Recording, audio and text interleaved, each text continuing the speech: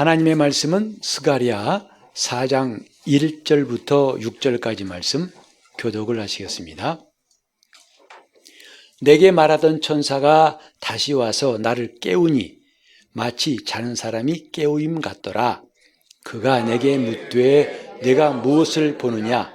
내가 대답하되 내가 보니 순금 등대가 있는데 그 꼭대기에 주발 같은 것이 있고 또 그 등대에 7 등잔이 있으며 그 등대 꼭대기 등잔에는 7 관이 있고 그 등대 곁에 2 감람나무가 있는데 하나는 그 주발 우편에 있고 하나는 그 좌편에 있나이다 하고 내게 말하는 천사에게 물어 가로되 내 주여 이것이 무엇이니까? 내게 말하는 천사가 대답하여 가로되 내가 이것들이 무엇인지 알지 못하느냐? 내가 대답하되 내 주여 내가 알지 못하나이다. 그가 내게 일러 가로되 여호와께서 스룹바벨에게 하신 말씀이 이러하니라. 만군의 여호와께서 말씀하시되 이는 힘으로 되지 아니하며 능으로 되지 아니하고 오직 나의 신으로 되느니라. 아멘. 이 성경의 배경을 잠깐 말씀을 드리겠습니다. 때는 바야흐로 바벨론 포로 70년이 끝나고 이제 하나님께서 귀환하게 하신 이스라엘 공동체, 그들이 하나님의 말씀을 쫓아서 성전을 짓다가 얼마 가지 않아서 중단했던 시기, 이것이 그 배경입니다. 스룹바벨이라는 사람은 이스라엘이 바벨론에서 귀환할 때 1차 귀환을 이끌었던 사람, 그리고 2차는 에스라가 이끌었고 3차는 이제 느헤미야가 이스라엘 사람들을 바벨론에서 예루살렘으로 돌아오게 했죠. 그런데 이런 일이 우연한 게 아니라 하나님께서 이미 이스라엘이 곧 정확히 말하면 남쪽 유다가 바벨론으로 포로로 가기 전에 하나님이 예레미야를 통해서 말씀하셨어요. 내가 70년이 차면은 반드시 너희를 돌아오게 하겠다. 그 하나님의 시간표대로 마침내 70년이 되니까 하나님께서 드디어 이스라엘 사람들이 돌아오게 하셨지요. 그런데 그 사건도 참 놀랍습니다. 그 일이 선지자의 입에 의해서 시작된 게 아니고 그 당시에 전 세계를 지배했던 바사, 곧 페르시아 왕 고레스가 이방 임금이 명령을 내린 거지요. 너 이스라엘 사람들아, 이제 너희 땅으로 돌아가라. 그들이 탈출한 게 아니고 돌아가라 하고 명령하고 가서 너희는 할 일이 있다. 너희 하나님의 성전을 지어라.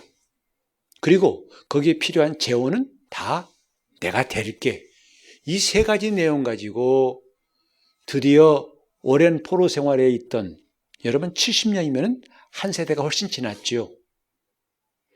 그들이 드디어 예루살렘으로 돌아옵니다.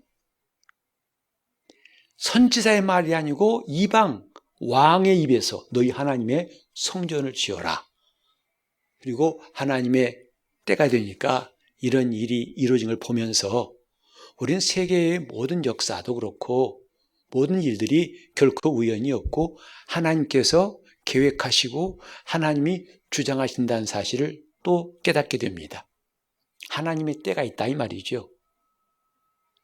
드디어 이 사람들이 예루살렘에 돌아와서 성전을 지으려고 했지만 상황이 녹록지 않습니다.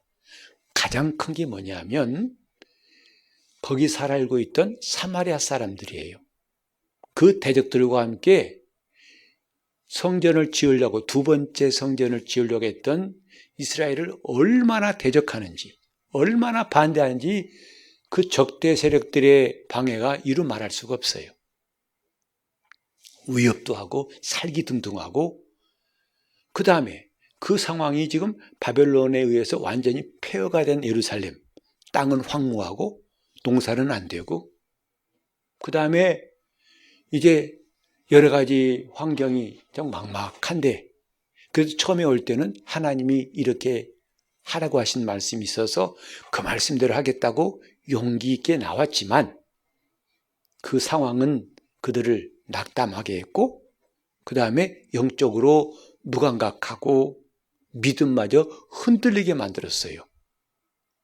그래서 하나님의 성전을 짓는 일을 손 놓은 지가 무려 16년 동안 지속됩니다. 그때 하나님께서 이제 학개 선지자와 오늘 이 본문에 스가랴 선지자를 보내셔서 너희가 왜 지체하느냐, 성전 건축을 하라 하신 메시지를 주게 되죠. 그래서 이제 마침내 나중에 이 두 선지자의 입을 통해서 하나님의 말씀을 듣고 이스라엘이 다 일어나가지고 16년 동안에 멈췄던 성전 공사가 단 4년 만에 완성됩니다. 그렇게 되는 배경하에서 이 말씀을 좀 들으시면 좋겠어요. 자, 스가랴는 지금 사명이 있어요. 낙담하고, 그래서 하나님의 성전 짓는 건 저 뒤로 밀어버리고 자기들 집 짓고 자기들 일에 몰두해 있는 저 이스라엘 사람들에게, 아니야, 하나님의 성전을 짓는 게 정말 중요하고 지금 그것부터 해야 돼, 이렇게 전해야 되는데, 스가랴 선지자에게 하나님은 그 일을 할 수 있도록 8가지의 환상을 보여주세요. 그리고 그 8가지 환상 가운데 5번째 환상이 바로 여기 나와 있는 순금 등대의 환상이에요. 그 모양은 여러분이 쭉 읽으셨으니까 순금 등대의 환상이 무엇인가는 아실 것이고, 여기서 보면은 우리가 이미 알고 있던 대로 하나님의 성소에서 3가지가 있었죠. 기구가. 하나는 떡상이 있고, 그 다음에 등잔이 있고, 그 다음에 향을 피우는 향단이 있었습니다. 이렇게 하나님의 성소를 밝히는 등잔, 거기에 감람유를 부어서 그 방을 환하게 밝혔는데, 여기에 바로 등잔과 등대는 그것을 의미하는 거예요. 즉 성령은 기름으로 비유가 되어 있고, 그 다음에 이 역사, 성전을 짓는 역사는 오직 성령에 의해서 되어야 한다는 사실을 본문이 말씀하고 있습니다.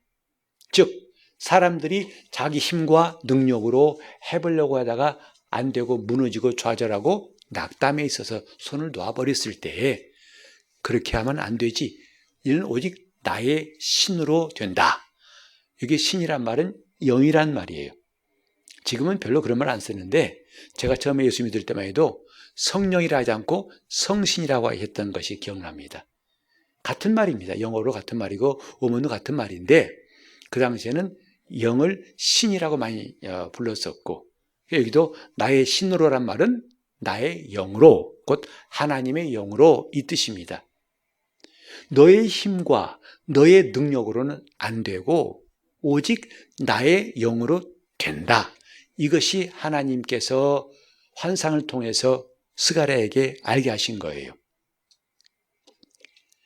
거의 2600년 전에 이 사건을 우리는 어떻게 받아들일 것인가? 우리는 지금 성전 짓는 사람도 아니고 이스라엘 사람도 아니고 나와 무슨 상관이람, 이렇게 여길 수 있지만, 그러나 이 성경이 말씀하시는 진리는 그때나 지금이나 똑같다는 것을 좀 발견하는 시간이 되었으면 좋겠습니다. 하나님의 성전을 짓는 거 이스라엘에게는 굉장히 중요한 일이었죠. 그래서 솔로몬이 성전을 짓기 전에 먼저 광야에서 이스라엘은 성막 혹은 회막을 지었어요. 곧 움직이는 성전이라 이 말이죠. 그때에도 하나님은 어떻게 하셨는가 하면, 중요한 것, 그 일을 직접 하는 장인, 아주 유명한 장인이었던 브살렐, 유다 지파의 브살렐을 하나님이 지명해 부르셨는데, 우리 한번 다 같이 출애굽기 31장 2, 3, 4절을 한번 보면은, 내가 유다 지파, 내라는 거 지금 하나님께서 말씀하시는 거예요. 내가 유다 지파 훌의 손자요 우리의 아들인 브살렐을 지명하여 부르고, 하나님의 신, 하나님의 영입니다. 하나님의 신을 그에게 충만하게 하여 지혜와 총명과 지식과 여러 가지 재주로 공교한 일을 연구하여 금과 은과 노소로 만들게 하며, 무슨 말씀인가 하니 이제 하나님의 성전 설계도는 모세에게 이미 보여주셨어요. 크기가 얼마고 어떤 성전의 기구가 있어야 되고 뭘로 만들고 어떻게 만들고. 근데 정말 우리는 읽기만 해도 정말 이해가 다 머리에 담을 수 없고 복잡한데 그걸 직접 만든 사람이 브살렐이라는 사람이죠. 근데 이 말씀에서 놀라운 게 보기에 뭐냐면 그것을 하게 하신 분이 하나님이시다 이 말이죠. 나의 영을 그에게 부어 그랬어요. 그러니까 하나님 명하신 대로 치수 하나 정확하고 재료 하나 헷갈리지 않고 완전하게 성막의 모든 것들을 브살렐이 지었다고 성경은 말하고 있습니다. 즉 하나님의 성소를 지을 때, 성막을 지을 때에도 하나님은 성령에 감동되고 성령을 받은 성령에 의해서 그 일을 할 수 있도록 장인을 세웠고, 그 다음에 거기에 필요한 재료들을 하나님께서 가져오게 하셨을 때에도 이제 그 뒤에 보면요, 이스라엘 사람들이 다 하나님의 신에 감동돼 가지고 자원해서 가지고 왔다고 했어요. 청색, 자색, 옥색 실과 배실과 뭐 온갖 보석과 모든 재료들을 백성들이 자원해 갖고 왔는데 뭐냐면 하나님이 그들을 감동하심으로 기쁨으로 갖고 왔더라 했어요. 근데 나중에는요, 이 브살렐과 만드는 사람들이 너무 많아가지고 모세에게 말했어요. 좀 그만 가져오게 하세요. 넘쳐납니다. 부족한 정도가 아니라 넘쳐서 그만 좀 갖고 있으면 좋겠습니다 하고 부탁해가지고 백성들을 멈추게 했어요. 즉 이런 모든 재료들을 기쁨으로 하나님께 드리게 하신 것도 하나님의 영으로 한 것이고, 그걸 가지고 하나님이 말씀하신 대로 하나하나 잘 만들었던 사람도 하나님의 신에 감동되어서 지혜와 총명을 주시니까 했다고 성경은 말하고 있습니다. 다시 말해서 광야에서 움직이는 성전이었던 성막도 지으실 때 하나님은 성령으로, 하나님의 영으로 이 모든 일이 시작되고 이루어지겠다 하는 사실이고, 이 본문에 나와 있는 두 번째 성전, 일명 스룹바벨 제2의 성전이라고 하는데, 이걸 지을 때에도 왜 이스라엘이 낙담했는지를 하나님이 진단하신 거죠. 너희 힘과 너희 능력으로 용기 백배하고 의지를 가지고 했지만 완전히 무너졌지 않느냐. 근데 그게 아니다. 이는 오직 나의 영으로 할 것이다 라고 하신 말씀이 4장 6절이에요. 같이 해볼까요? 힘으로 되지 아니하고 능으로 되지 아니하고 오직 나의 영으로 되느니라. 이것이 하나님의 말씀이에요. 이것은요, 성전을 짓는 일뿐만 아니라 오늘 우리 신앙생활도 똑같은 원리가 적용됩니다. 그래서 우리가 이 말씀을 묵상하고 또 잘 알아야 할 필요가 있죠.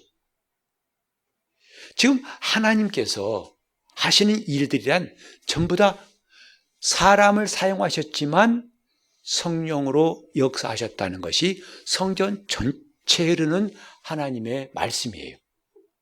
하나님의 일은 하나님의 능력으로 되었다는 것이지요.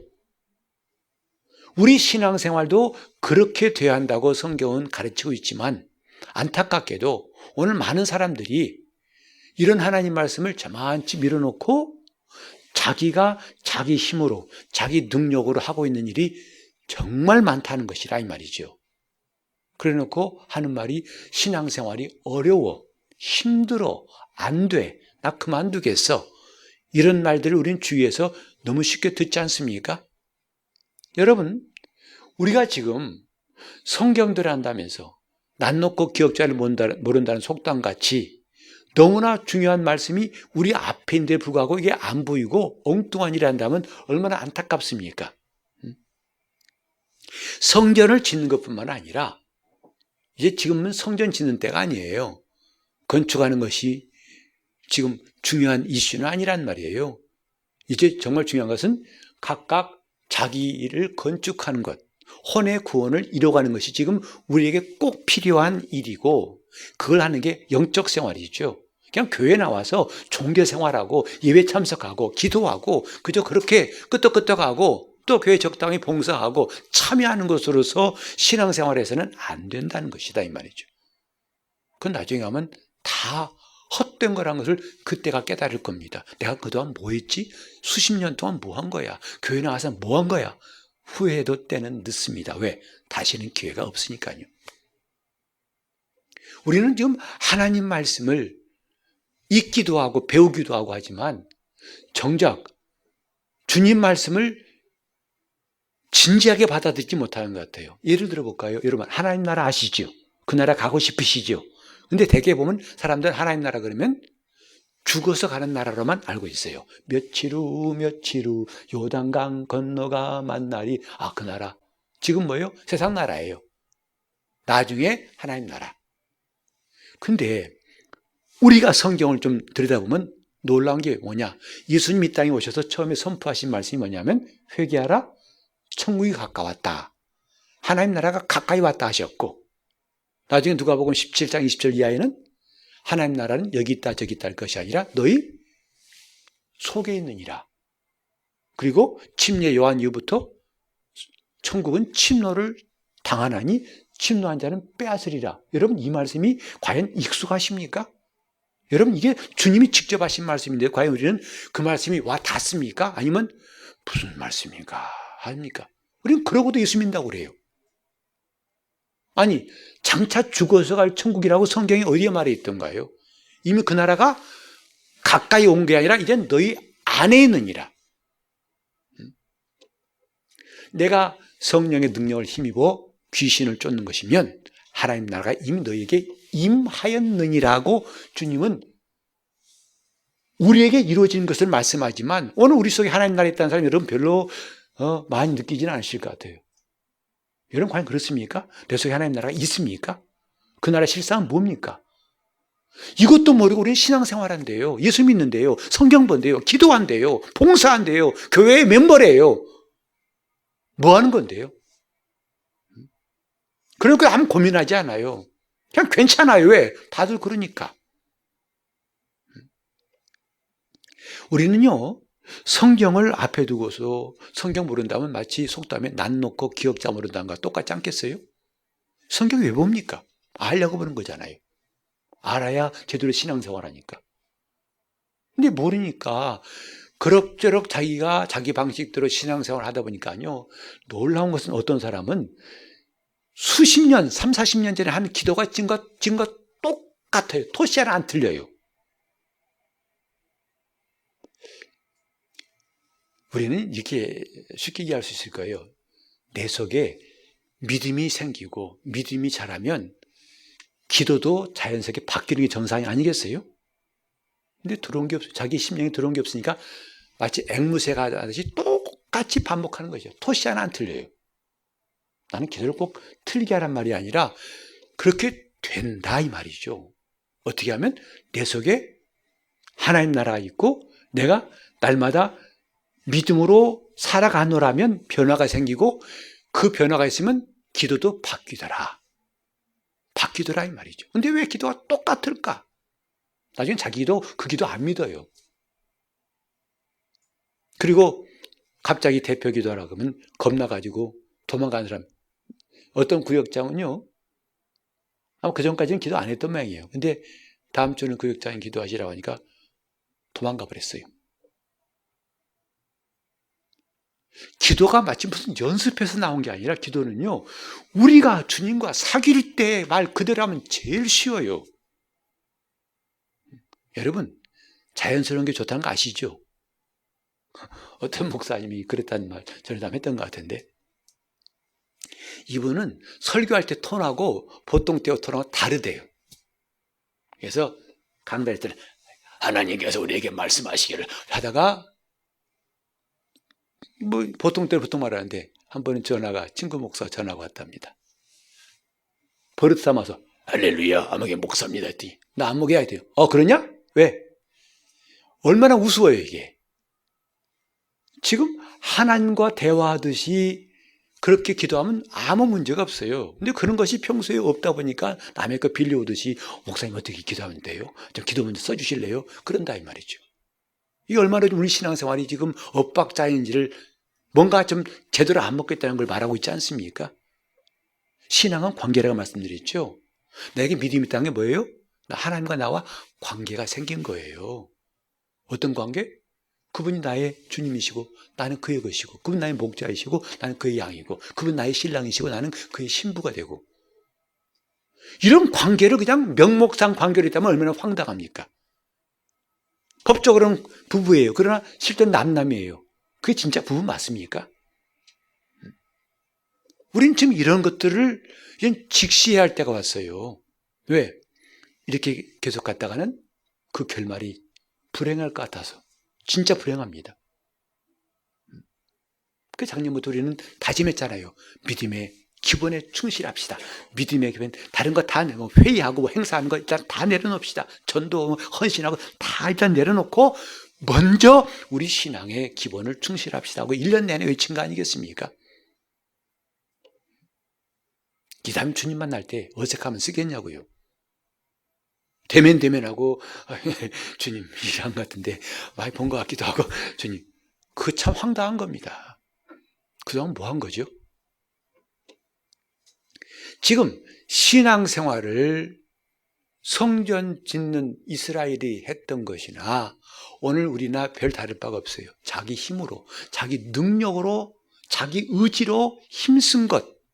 오늘 과연 우리는 안 그런가? 과연 우리는 거기서 나는 아니라고 할 수 있는가? 제가 여러분들이 가끔 성경을 읽게 한 것은 뭐냐면, 안 그러면 이 시간 내내 여러분은 듣고 관람자가 돼가지고 구경하다가요, 하나님 말씀을 그냥 구경만 하고 지나간 사람들, 예배, 그야말로 예배 보러 온 사람들이죠. 하지만 진짜는 뭐예요? 우리 하나하나가 다 예배 드리는 자가 돼야 돼요. 그래야 안 그래요? 그게 맞잖아요. 근데 이런 말이 지금 반응이 없어요. 쑥스럽게 그걸 왜 물어봐? 아닌 것 같은데. 안타깝지 않습니까? 우리는 누구의 주님이 아니라 나의 주님이 돼야 한다고요. 나의 하나님. 근데 우리는 그 하나님이 내 하나님 같지를 않아. 목사의 하나님 같고요. 저 사람들의 하나님 같아요. 자, 돌아와가지고 성전을 짓는 그 일이나 우리가 영적 생활하는 일이나 원리는 똑같다. 뭐냐? 6절에 있는 말씀처럼 힘으로도 아니고 능으로도 아니고 오직 나의 영으로 되느니라. 우리가 참 안타까운 것은 아까도 말씀드린 것처럼 하나님 나라를 너무 관념적으로 알고 있어요. 그리고 너무 구체적으로 알지를 못하고 실제적으로 우리가 배운 적도 없고 또 그렇게 체험한 적도 없다는 것이 우리의 큰 약점 아니겠습니까? 그러니까 둥둥 떠 있는 하나님 나라예요. 있긴 있어. 근데 어떻게 가야 돼? 잘 몰라. 목사님한테 물어봐. 난 몰라. 이런 거 아니겠어요? 그럼 전도할 때라든지 누가 신앙에 물어볼 때 캄캄한 가슴이 턱 막히죠. 당황하죠. 아, 그건 나 모르는데. 그럼 누구한테가 물어보라는 뜻입니까? 다시 합시다. 힘으로 되지 아니하고 능으로 되지 아니하고 오직 하나님의 영으로 되느니라. 이게 답이에요. 다시 말해서 신앙생활은 내가 하는 게 아니다는 것이죠. 하나님에 의해서 하는 게 신앙생활이에요. 근데 우리는 언제나 이걸 바꿀까? 언제나 이런 걸 확 바꿔버릴까? 여러분 보세요. 예수 믿기 전이나 믿은 다음이나 여전히 주체는 나예요. 내가 믿고 내가 선택하고 내가 가고 내가 하고 내가 먹고 내가 결정하는 거예요. 그러면 예수 믿기 전과 후가 다를 바가 없어요. 그러니까 자기가 신자라는 확신을 남에게 말하기가 어렵죠. 당신 달라진 게 있어?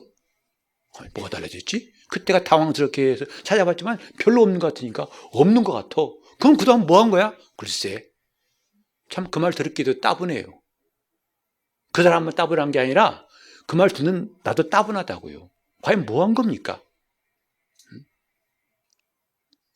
우리는 잘 알고 좀 갔으면 좋겠어요. 우리가 지금요, 새로운, 그리스도 안에 새로운 피조물이라 했는데, 난 과연 새로운가? 새로운 피조물 맞아요? 여러분 실감한 적 있나요? 뭐가 새로워졌는데? 이걸 날마다 실감하면서 사는 것. 그러다 보니까 겉사람은 후패하고 속사람이 새로워진다고 성경이 말씀했는데, 오늘 그 말씀이 와 닿느냐고요. 그 말씀이 믿어지냐고요. 그런데 안 믿어져도 괜찮대요. 왜? 먹고 사는 거 시장 없잖아요. 여러분 교회 왔다 갔다 차 타고 오면 되잖아요. 뭐가 안 돼요? 그러니까 하나님의 영으로만 된다는 말씀이 자기에게 와닿지가 않는 거죠. 우리가 정말 하나님의 자녀로 살아가고 싶은데 잘 안 되는 게 다 뭐냐면 몸 때문에 그래요. 내 몸 때문에. 뭐 때문에? 몸 때문에 그래요. 이것이 막고 있어요. 곧 몸이라고 할 땐 세 가지 말하죠. 생각과 감정과 몸의 감각. 이런 것들이 항상 태클을 걸어요. 항상 막아요. 이렇게 예배 때도 좀 말씀을 집중해봐, 잘 봐 해도 자꾸 딴 데 보고 딴짓 하는 게 뭐냐면 그 생각 때문에 그래요. 아, 귀찮아. 뭐 내가 와 앉았으면 됐지 뭘 더 바래. 몸의 생각, 몸의 감정. 이 자기 몸이 항상 받고 있어요. 그래서 뭐예요? 목사님 오늘 피곤해 못 나가겠어요. 이해해 주세요. 아니 목사 이해하면 뭐 무슨 도움이 됩니까? 여러분 목사한테 이해 구하려고 신앙생활하는 게 아니잖아요. 다 몸 때문에 귀찮아요. 비가 와. 짜증나. 괴로워. 다 이것 때문에 안 된다고요. 우린 이걸 보면서 참 이것이 내가 지금까지 내가 해왔던 방식이라면 문제가 크다. 이런 문제의식을 느낀다면 참 다행이에요. 이건 그대로 두면 안 되겠다. 여러분 병원 가는데 여러분 암이라고 진단받았어요. 그래도 괜찮아. 뭐 암이면 암이지 뭐. 하고 가만두면 여러분 나중에 문제가 커져요. 그건 빨리 어떻게 해결해야 되지? 치유 안 하면 그건 문제가 생깁니다. 요컨대 중요한 게 뭐냐면 내가 주체가 될 수 없다는 것, 이게 중요한 겁니다. 여기 보면 힘과 능이 다 누구냐면 나예요. 내 힘과 내 능력. 근데 하나님은 그게 아니고 내 영으로 된다. 내 힘으로는 안 된다. 내 능력으로는 안 된다. 내 영으로만 된다. 이게 하나님이 시종 우리에게 강조하신 말씀이에요. 신구약 전체를 통해서 오직 하나님은 이걸 말씀하신 거죠. 그래서 큰 전쟁에서도 그들은 말도 안 되는 싸움, 하나님이 이기게 하셨어요. 그런 게 참 많잖아요. 다윗과 골리앗, 어떻게 다윗이 골리앗을 이깁니까? 누가 봐도 그건 말도 안 되는 거죠. 근데 하나님이 이기겠다는 것을 성경은 말하고 있어요. 다시 합시다. 힘으로 되지 아니하고 능으로 되지 아니하고 오직 하나님의 영으로 된다. 이 결론을 놓치지 맙시다. 자, 보세요. 그러면 이걸 좀 구체적으로 말씀드려 볼게요. 하나님의 영으로 된다.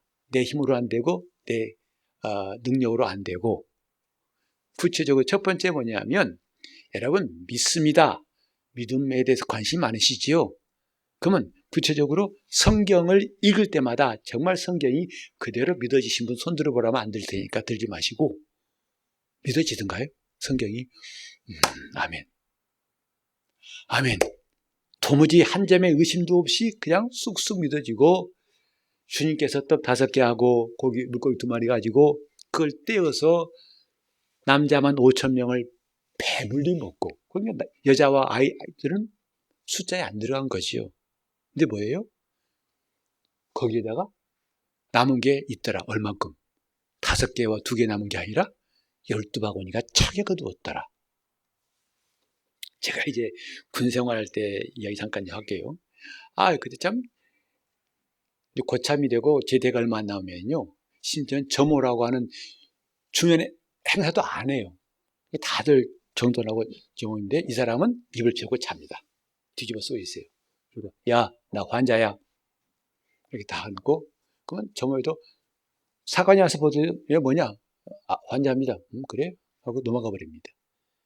그래서 7시에 아침 먹는데 그때 갈 리가 없죠. 늦게 일하니까.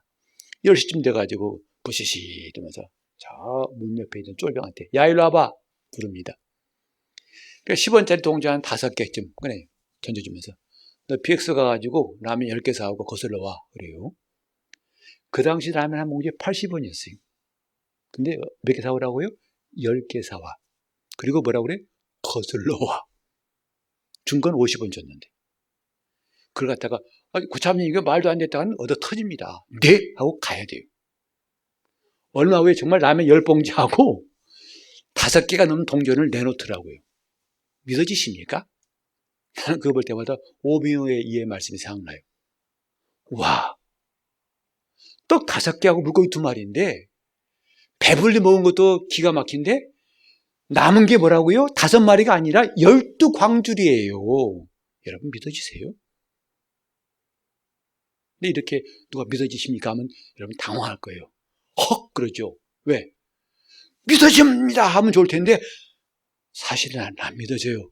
이러면 그 사람 너 신자 아니네 그럴까 봐 우물쭈물하고 긴 것도 아니고 아닌 것도 아니고 그게 바로 관념적인 신앙이라는 거예요. 그래서 그 자리를 피하는 거죠. 자기는 그 말씀과 아무 상관이 없어요. 그러니까 자기는 예수 믿는데요. 믿음이 있대요. 죽으면 천국 간대요. 과연 그게 맞나? 그게 믿음이라 할 수 있을까요? 그걸 때로는 어떤 부흥회 때 찔려가지고 실감나가 주여 믿음 없습니다. 믿음 주시옵소서 믿음 주시옵소서 주먹이를 꾹 쥐고 막 울부짖습니다. 주여 나 믿음 좀 달라고 했습니다. 여러분 지금까지는 그랬을지라도 앞으로는 그러지 마세요. 믿으려고 애쓰지 마세요. 안 믿어집니다. 제발 쓸데없는 노력 그만두세요. 안 믿어진다니까요. 100번 읽으면 믿어질 것 같습니까? 헛수고하지 마세요. 그러니까 안 되는 거예요 지금까지. 믿으려고 하지 마시라고요. 왜 믿으려고 하세요? 예수님께서 부활하신 다음에 엠마오로 가는 제자 둘을 만나서 말씀하실 때에 가는 길에 그들에게 말씀을 풀어주시니까 마음이 뜨거워지고 감동이 되었다라 했어요. 그 전까지는 그런 게 없었거든요. 무슨 말입니까? 믿으려고 애쓰지 마시고 그분이 믿어지게 하신 역사를 사모하시라 이 말이에요. 이게 정답이에요. 헛수고 그만합시다. 믿습니다. 믿습니다. 밤새 해보세요. 믿어지나. 왜 그런지 원리는 이제 나중에 계속 오후 시간을 통해 말씀드릴 거예요. 지금은 길게 말씀 못 드리니까 하는데 그게 아니라는 거예요. 여러분 제발 헛수고하지 마세요. 저 작년에 10몇 번 읽었어요. 성경 신구약을 갖다 여러분과 함께. 그때 제가 와 믿어진다고 느꼈으면 좋겠는데 제 감정은 정반대였어요. 내가 성경을 너무 모르는구나 하는 거였어요. 믿으려고 애쓰지 마십시오. 힘으로 되지 않고 눈으로 되지 않습니다. 오직 하나님의 영으로 되느니라. 이 말씀을 믿게 하시. 언제 믿습니까? 내가 그리스도 안에 들어가면 믿어져요. 주님이 나를 통치하시면 믿어져요. 그때는 내가 믿으려고 애쓸 필요가 있다 없다? 전혀 없어요. 근데 왜 헛 힘쓰지 마시고 오늘 이 시간 이후부터 여러분 성경 믿으려고 나 믿습니다 하고 그런 말 그만하세요. 이제 죽어도 안 믿어지니까. 시간 가면 믿어진다고요? 희망 고문입니다. 안 됩니다. 제가 다 여러분보다 한 발 빨리 신앙생활하는 사람으로서 미리 말씀드리죠. 안 믿어집니다. 그분에 의해서 믿어지는 거예요. 두 번째, 이제 그런 말이죠. 나는 주님을 섬기겠습니다. 나는 주님을 섬기겠습니다. 물론 섬기죠. 근데 오래 안 가가지고 오늘 이스라엘 백성처럼 성전 짓다가 중단한 같이 또 안 섬기고 교회 밖에 나 타락한 사람도 있어요. 뭡니까? 섬겼다가 안 섬겼다가 했다 말았다가 그런 일이 반복될 수밖에 없는 거예요. 정말 성경은요 우리가 하나님 앞에 어떤 자세를 취할 것인가 말씀하는데 뭐냐면 나는 주를 죽도록 섬기겠습니다. 저는 그런 말을 하는 사람 치고 겁나요. 네. 하도 그런 사람, 엉뚱한 사람 그렇게 말해놓고 180도로 다른 일 하는 사람 많이 봤기 때문에 겁나요. 차라리 조용하고 묵묵히한 사람이 더 낫지. 난 목사님과 함께 끝까지 하겠습니다. 겁납니다. 저 앞에서 그런 말 하지 마세요. 믿지도 않을 테니까. 이게 좀 더 쓸데없는 일이라니까요. 신앙생활을 이상하게 하고 있어요. 우리는 하나님을 섬기는 것 물론 맞는 말인데요. 제대로 하려면 뭐냐면 주님이 나를 통치하실 때 섬길 수 있어요. 그분의 통치 안 받고 뭘 섬깁니까? 차라리 내가 주님을 섬기겠습니다 하려면 주님 나를 통치해 주시옵소서라고 기도하는 게 더 나은 기도일 거예요. 그래야 주님을 섬길 수 있어요. 그런데 주님이 다스리지 않은 상태에서 자기가 섬기겠대요. 하다 안 되면 그만두겠대요. 그런 정신없는 일들을 평생 하다 나중에 주님 앞에 가면 뭐가 남을까? 세 번째, 나는 착한 사람, 그저 훌륭한 사람, 존경받는 사람 되겠습니다. 다 좋은데요.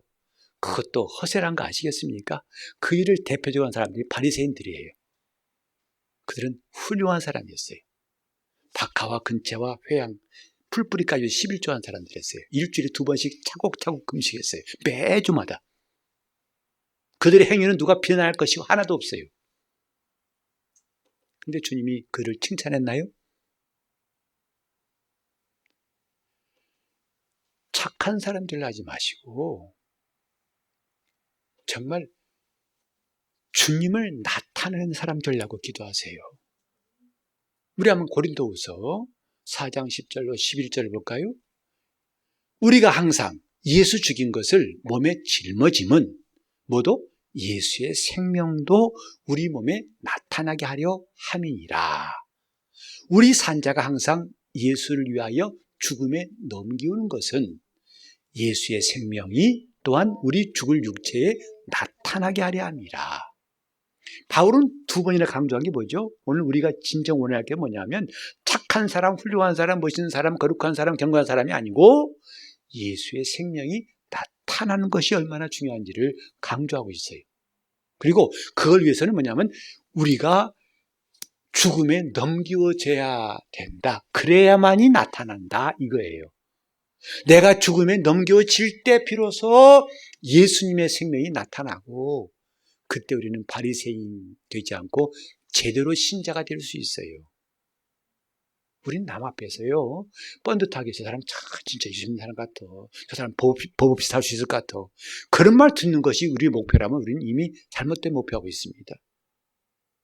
우리가 정말 구해야 할 것은 주님의 생명이 내게서 나타나게 하옵소서. 은사가 뭐죠? 성령의 나타나심 아닙니까? 주님이 원하시는 게 뭐냐면 우리 속에서 주님이 나타나기를 원하시는 것인데 우리는 좋은 사람, 멋있는 사람, 굉장한 사람 되기를 원하고 있어요. 이게 벌써 주님과 뜻이 맞지 않는 거예요. 정리할까요? 바로 내가 믿으려고 하지 말라는 것. 그리고 2번째 뭐였죠? 네? 내가 하나님을 섬긴다고 하지 말라는 거죠. 3번째, 나는 착한 사람, 훌륭한 사람, 멋있는 사람, 경건한 사람, 뭐한 사람 되지 말라는 거예요. 이 3가지 공통점이 뭐냐면 내가라는 주체가 죽어야 한다는 거예요. 내가라는 주체가 사라지지 않는 한 우리는 끝없는 시행착오를 반복할 수밖에 없습니다. 그리고 그 결과는 참혹할 거예요. 예수님께서 나는 너를 도무지 알지 못한다. 내게서 떠나가라. 여러분, 이런 날이 있기 때문에 주님 말씀하신 거 아니겠어요? 나에게는 예외라고요? 무슨 근거로? 어떤 근거로 말씀하십니까? 예수 믿으니까. 그들도 믿었어요. 주님의 일꾼으로 노릇했어요. 제발 좀 우리는 이것을 올해 잘 좀 깨닫고 갔으면 좋겠어요. 그래야 내가 지금 한 일이 헛일이 아니지. 네. 여러분, 이거 좀 제가 하는 말 좀 받아들이십니까? 언제까지? 이대로는 안 된다는 위기의식 좀 느꼈으면 좋겠어요. 뭐냐면 내가 주체가 되었을 때에는 안 된다는 거예요. 힘으로 되지 아니하고 능으로 되지 아니하고 오직 하나님의 영으로 되느니라. 그래서 우리가 다시 한번 우리 에스겔 11장 19절과 20절을 보고 기도할까요?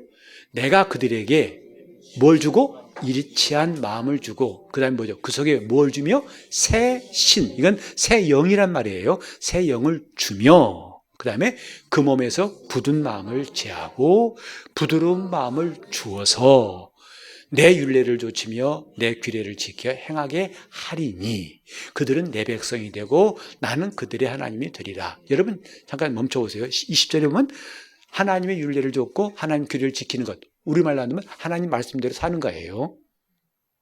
근데 우린 이것만 하려고 그러지요. 그 전제가 되는 19절 말씀은 훌떡 뛰어넘더라고요.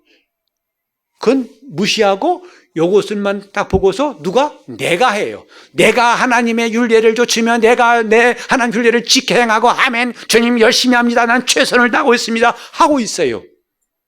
하나님 그렇게 말씀했을까? 다시 한번 19절 보세요. 그 전제가 있어요. 19절, 내가 그들에게 일치한 마음을 주고 그 속에 새 영을 주며 그 몸에서 굳은 마음을 제하고 부드러운 마음을 주시겠다는 거예요. 그때 비로소 율례를 지키고 규례를 행할 수 있다는 것인데, 그 앞에 19절은 전부 다 하나님이 하시는 일이 이거예요. 일치한 마음을 주고 새 영을 주고 굳은 마음을 주고 제하고 부드러운 마음을 줄 것이다. 그때 가능하다 하지만 사람들이 이걸 싹 지워버리고 하나님 말씀대로 삽시다. 말씀대로 그러다가 지쳐서 넘어지는 거예요. 안 된다고 하는 거예요. 목사님, 예수 믿기 힘들어요. 아유, 힘드네요. 목사님도 아시죠? 해가면서. 제가 동의해서 뭐 할 거예요? 중요한 것은 그분과 나와의 관계지, 목사가 거기서 무슨 도움이 되겠어요? 주님이 심판하실 때 제가 변호사가 제가 주님 좀 봐주세요. 저는 그럴 능력도 없고 그럴 일도 허락하지 않으실 거예요. 신앙은 그분과 나와의 관계입니다. 여러분 언젠가는요, 여러분 주위에 부모, 형제, 자녀 다 떠나고 여러분만 남아있을 때가 올 거예요. 제가 언젠가 한번 물속에 깊이 들어가 있을 때, 그러니까 저 물 밖에 사람들이 있는 소리는 막 들리는데 이 소리, 멍 할 때 소리, 그때 느낀 거죠. 언젠가 나도 이런 때가 올 거야. 아무도, 내 주위에 아무도 나에게 손 하나 까딱할 수 없는 그때, 오직 나만 홀로 남아있을 때, 그때 그분과 나와의 관계가 어떤가? 그게 진짜 중요한 겁니다. 지금 사람들이 있다고 그들 의지하다 나중에 뚝 끊어지면 그때가 후회할 것입니다. 이때, 지금부터 그분과 나와의 관계가 필요하다고요. 근데 그때 하나님 말씀은 다 제쳐두고 내가 필요한 것만 딱 골라가지고, 아, 주님 원하시죠? 내가 주님 섬기기 원하시죠? 섬기겠습니다. 이 말씀 믿으라 주셨죠? 믿습니다. 또 주님 내가 다 지킬게요. 다 할게요. 나 할 수 있어요. 난 의지 강해요. 난 최선을 다할 거예요. 뭡니까? 얼마 안 가서 이스라엘 백성처럼 성전 짓기를 그만두고 낙심에 자빠질 겁니다. 그래도 괜찮아요? 왜 그들이 낙심에 주저앉았는가? 너희들이 힘으로 하려고 하고 내 능력으로 하려고 했다. 하나님이 처음부터 내 영으로 되느니라. 여러분 이 시간 성령을 좀 의지합시다. 주님이 성령 받으러 가신 것은요, 그분이 내 참모로 와 계시게 한 게 아니에요. 나 옆에서 어시스트 하시고 나 필요할 때 힘 좀 도와주세요. 또 없네, 하나 더 주세요. 그게 아니라 그분이 주인 되시려고 오신 거예요. 내가 주체가 아니라 그분이 주체가 되시려고 성령이 마셨건만, 오늘 우리는 여전히 이전처럼, 예수 믿기 전처럼 내가 주체가 돼가지고 내가 믿으려고, 내가 섬기고, 내가 어떻게 되려고 하고, 여러분 이거 지금 안 고치면 나중에 큰 불행이 올 수 있습니다. 시간 기도하실 때 주님, 내가 죽고 내가 죽음에 넘기고 성령께서 나를 통치하시고 나를 붙잡아 주시도록, 성령에 내가 붙잡히도록 나를 도와달라고 통성으로 기도하시겠습니다. 아버지 하나님, 오랫동안 예수 믿었지만 헛수고했던 것 깨닫게 도와주시고, 지금부터라도 우리는 내가 주체가 되어 살아왔던 삶이 아니라 내가 죽음에 넘겨지고 성령께서 나의 주인 되셔서 통치하시고 성령으로 하는 일들, 성령으로 되는 일이라는 이 말씀이 우리 삶 가운데서 이루어지게 도와주시옵시고, 이것만이 정답임을 꼭 붙잡고 나갈 수 있도록 우리 성도들을 도와주시옵소서. 예수 이름으로 기도합니다.